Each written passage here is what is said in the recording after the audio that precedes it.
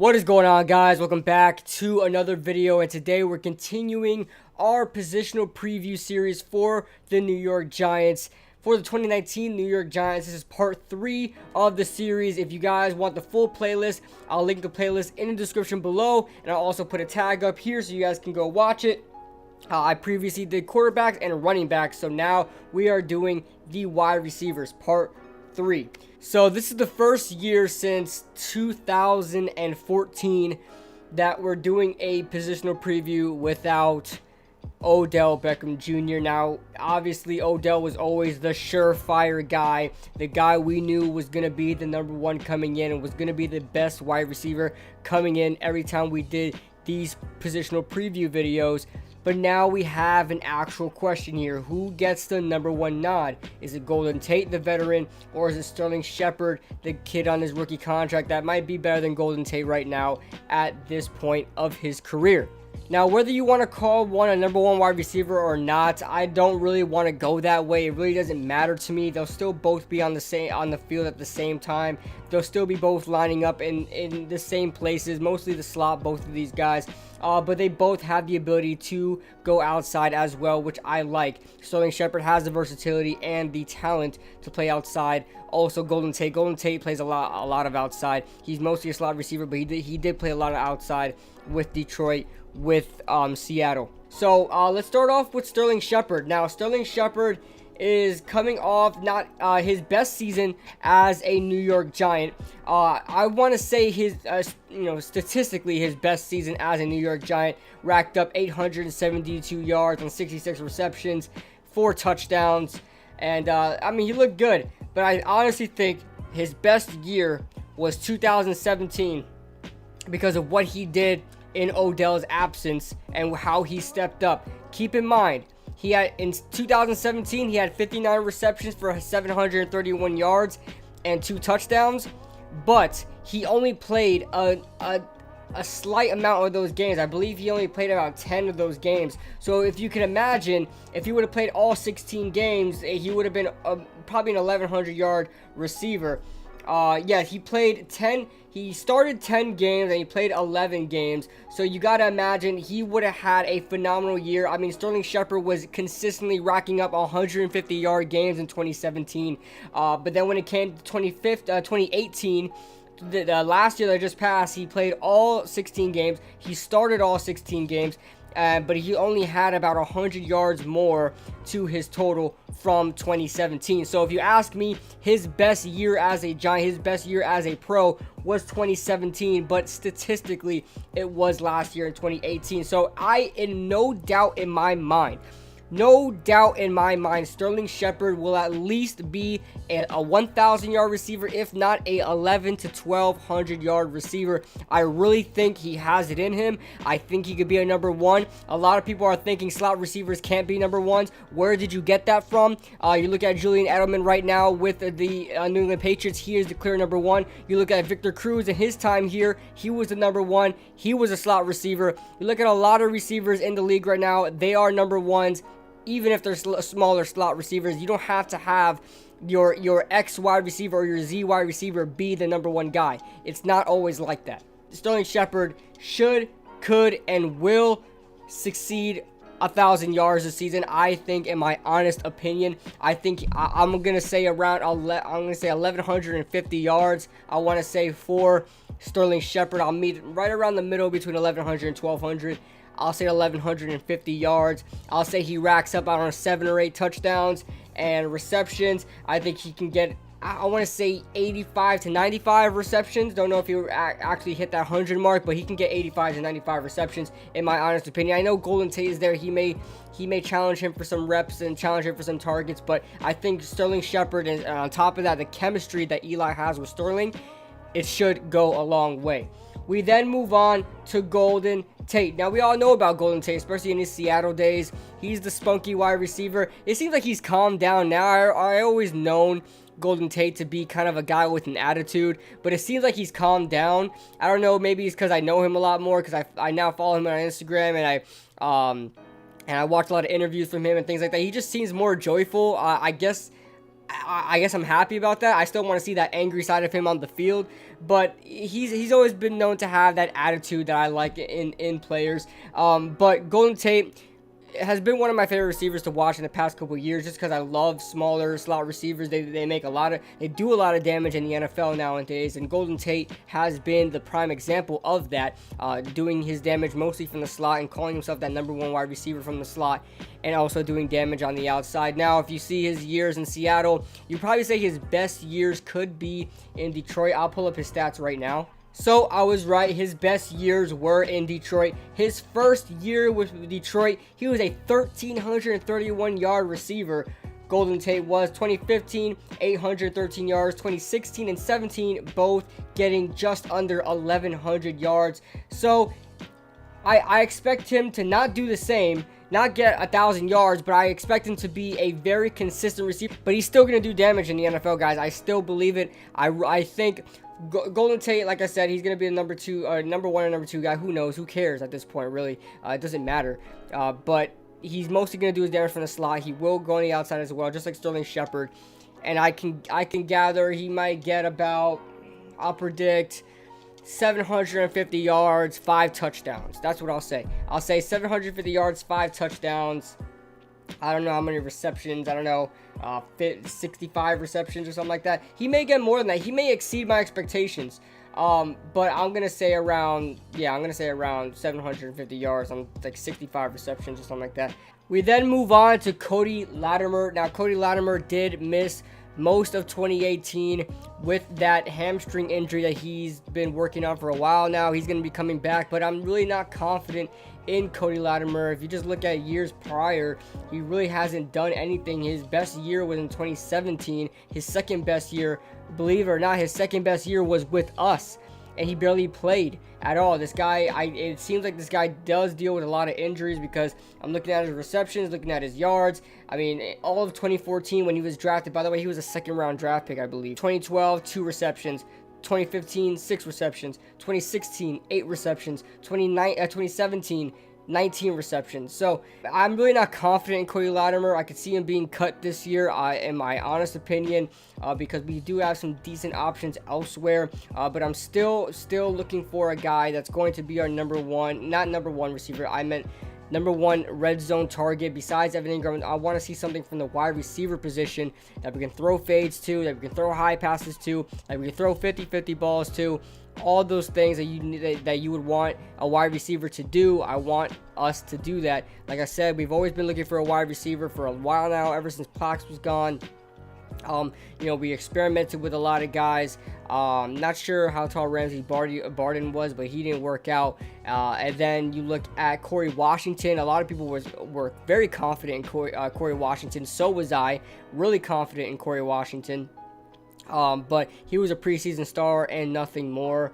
Then you look at Brandon Marshall. Brandon Marshall struggled to stay healthy. I mean, he barely played with us, and even when he was, it looked like he didn't know the offense at all. He didn't look like he fit us whatsoever. So we've been experimenting with a couple taller receivers, but we just, like Amba Edetawo as well. Like, where did he go? Who knows? He went to the AAF and nowhere to be found again. So as far as finding that tall receiver, I mean, the Giants have been looking for that for a while, and I guess Cody Latimer just isn't it. Bennie Fowler, his former teammate on the Denver Broncos. Bennie Fowler, the undrafted free agent who has had a better career than Bennie Fowler has, Cody Latimer has. 2018, he was signed late in the season. Bennie Fowler was, I believe he was released by Denver somewhere in the beginning of the season, and then he was signed by us later on. He was able to play cleanup on a lot of games, and he actually did pretty well. Had 1 touchdown here. I believe he threw for a touchdown as well, if I'm not mistaken. Or was that Russell Shepard? I'm not sure. But 16 receptions, 199 yards last year. I think he could improve on that. 2017, he had 350.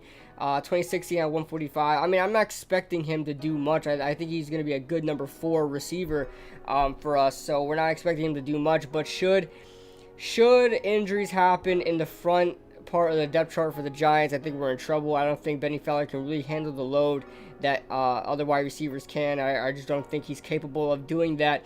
But he should be good depth out of like a number 4 wide receiver position. As we move on to Corey Coleman. Now, Corey Coleman has a lot to work on. The former first-round pick of the Cleveland Browns. I really liked him coming out of college. I knew he wasn't a great route runner. I knew he wasn't a prototypical wide receiver, but I liked him as a gadget-type player, Ted Ginn, Deshaun Jackson-type guy that, runs your fast slant routes, runs your fast stop and goes. I mean, he could be a really good threat in a fast passing game, but he just couldn't amount to that with the Browns. Then he went to the Bills, then he went to the Patriots, and then he landed with us. I'm happy we have him. I'm not expecting too much of him like everybody else is. I think everybody thinks that because he's a first-round pick that he's going to light it up. I'm sorry, but he is a first-round bust. But just because he's a first-round bust doesn't mean he's a completely garbage player. It's just that he shouldn't have been a first-round pick. So as far as him coming in and being a number 3 receiver, he's probably going to be competing with the likes of Bennie Fowler, Cody Latimer, and Russell Shepard. If I'm being honest, I think Russell Shepard might be the biggest threat there for number 3 receiver. That's not saying much because we don't really have much talent here at this back end of the wide receiver position. And I'm not a huge fan of Darius Slayton, by the way. But Corey Coleman should be helping out in the special teams game, kick returning. I don't know if I really want him punt returning. He's not the biggest guy. I usually like bigger guys punt returning, just so they could take a hit. Kick returners are really pretty much slashers. They go right through the holes that the special teams provides. So I like him at kick returner. Don't know if I really want him at punt returner. But he's definitely. I mean, when he was doing kick returns, he just instantly gave us a flash on that special teams game. So definitely going to be a key vital part of the team. And honestly, I don't think anybody's competing with him right now to be a kick returner. I don't know, Wayne Gallman. I don't know, Paul Perkins. I think Corey Coleman is going to secure a spot in special teams. Whether or not we see him on the field on offense is a question because he has questionable hands. He doesn't really catch the ball. Doesn't look confident catching the ball. A decent route runner from what I've seen in college. When I see him play with the Giants, he was running some good routes. I like what I've seen from him. So I'm keeping my eye out on Corey Coleman. I believe in him. I want to see him do well. But the question is, will he? So moving on. We then have Alonzo Russell. Now, this Alonzo Russell guy, I believe he was from Cincinnati. We signed him a couple years ago, and he's been spending his time on the practice squad for a couple years. I don't know why. I've seen a lot. There have been receivers that we've cut that I wanted to keep around other than him. We still have Alonzo Russell around. He usually finds his way. I believe in the 2017 and 2018 season, he did make his debut towards the end of the seasons, and he catches a touchdown or something like that. He gets like a 12-yard pass or something, but I really don't see much in Alonzo Russell. I don't see him being a threat here for the wide receivers, especially the rookies that we have that I have some confidence in moving on, but I'm not going to get my hopes up on them, but we'll get to them last, just because I want to get to the guys that are like pretty much veterans on the roster. Then we move on to Russell Shepard. Now, Russell Shepard is extremely underrated, and I'm going to pull up his stats right now, but I liked his days in Tampa Bay. I liked his days with the Panthers. He has been one of those guys who are those consistent receivers that they're not going to do anything flashy, but they are consistent. Like, you know what you're going to get from Russell Shepard, and he is going to give you what you expect. He's not going to be fantastic, but he's going to be decent. He's going to get things done. His best year was with Tampa Bay. 341 yards. And you see with us in 2018, he had 188 yards, 12 games. But, I mean, listen, I don't know. Russell Shepard should be a good number 4 option, number 5 option. But he's going to be a consistent guy there. I think I get a lot out of him. But the thing is, with this offense that we have, it really looks like a not a spread offense, but like a equal opportunity offense. If you guys can get what I'm saying, we have a lot of weapons. Not everybody's great, but everybody can do something. As far as depth goes, it's very, very I don't know, back heavy. I want to say a lot of guys are average, but nobody that's really garbage. Like, Russell Shepard isn't garbage. Bennie Fowler isn't garbage. Cody Latimer isn't garbage. but they have potential, but they're not no names coming into the season, fighting for a spot for a big role. So then we move on to Brittan Golden, one of the 3 Goldens we have on our team. And Brittan Golden, I don't see him making the roster. He's an older receiver, and he's not even a receiver. He's never used in the receiving game. He's usually used on special teams as a kick returner, but we have Corey Coleman for that. So if Corey Coleman's out, I guess Brittan Golden's in, but Brittan Golden's nothing special in the receiving in the special teams game anyway. So not really confident in him. I'm gonna move on. And now we look up to the rookies. Now we'll start with our 5th round selection, and that's Darius Slayton, the wide receiver out of Auburn. Now, Darius Slayton has a lot of problems with his hands, man. Has a case of the dropsies, and I've noticed that a lot in Auburn. He's made some great catches, and he's dropped some really easy balls, and it's just like boneheaded mistakes, and you're wondering, how the hell did you not catch that? I mean, I could catch that with no gloves on. And I mean, that's what you get from Darius Slayton. Very inconsistent play. If you see during his highlights, during the highlights, the OTA highlights, I think it was Ryan Connolly making a play on him that was covering. Somebody was covering him. I think it was one of the linebackers, and was able to knock the ball away from him. He dropped the ball. So, I mean, that's what you're going to get from Darius Slayton. He needs to work on his hands. He's not a smooth route runner, but he's decent at it. Has decent speed as well, so that's going to, play a part there. He can provide special teams action as a gunner. But that being said, that's pretty much all I see from Darius Slayton. Who knows if he's going to make the roster? I'm not very confident in it. He really needs to show me a lot and show a lot of people a lot in the preseason. I'm definitely going to be looking for number 86 in the preseason. We then move on to Reggie White Jr. I know he's not the son of the Green Bay Packers and Philadelphia Eagles, Reggie White Jr. Reggie White. He is the son of Reggie White from the Los Angeles Chargers and another team that he was on, but not the better Reggie White. But this wide receiver out of Monmouth is a bigger guy. He's 6'3", 210. I believe 210 or 215 or something like that. He's a bigger dude. I mean, he's 215, and that doesn't look too big. But if you look at him, he has a bigger mold to him. He's more structured than most guys that are 215, and he looks like he can make some damage as a bigger threat receiver. I guess we're trying out another guy. That we're looking for to be that number 1 red zone threat for us as a wide receiver. And I don't know. I'm not very confident in Reggie White's game. I look at him, and he looks like an undrafted free agent. He looks like a 7th round prospect. His 2018 stats: 71 receptions, 1,188 yards, and 11 touchdowns. Yes, that looks fantastic. To have 71 receptions and 1,188 yards with 11 touchdowns. I mean, he just looks like a 7th round prospect. He looks good. I like what I see from him, but you gotta look at who he's playing against. It's not very good competition. I mean, it looks like they're playing in high school stadiums, for crying out loud. So, I mean, I'm rooting for him. I want to see us get a number 1, a bigger threat, a big, tall possession wide receiver. But we'll see what we get from Reggie White. We look at our last receiver we're going to showcase, and that's Alex Wesley. Now, I'm excited about Alex Wesley, man. He did get invited to the Combine. He ran a 4:45 40 time. Not blazing speed fast, but it's pretty decent, very fast. Had 57 receptions, 1,050 yards, and 4 touchdowns with, I forgot who he's with, like North Colorado State or something like that. UNC, University of North Colorado. But yes, he comes from another small school, just like Monmouth. But I like Alex Wesley better than Reggie White. Now, as far as a need goes, we need a guy like Reggie White more, but I like Alex Wesley more just because he reminds me of Deshaun Jackson. His measurables are kind of similar.